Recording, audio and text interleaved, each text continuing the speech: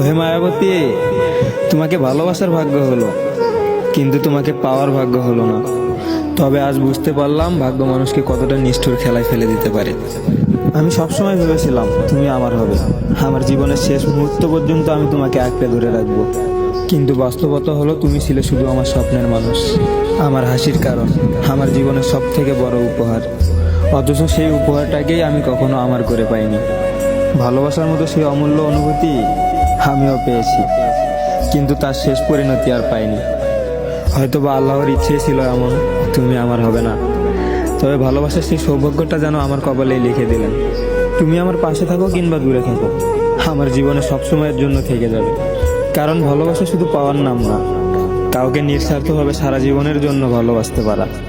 হয়তো আমি কোনোদিন তোমার নিজের মানুষ হয়ে উঠতে পারবো না, তবে তুমি আমার মনে সারা জীবনের জন্য তোমার নিজের জায়গা করে নিয়েছো। তোমাকে ভালোবাসার এই অনুভূতি আমার জীবনের সব থেকে বড় সৌভাগ্য, আর এই সৌভাগ্য নিয়েই আমি সারাটা জীবন বাঁচবো। তবে সবশেষে একটাই কথা, যেখানেই থাকবেন সুখে থাকবেন আর নিজের খেয়াল রাখবেন।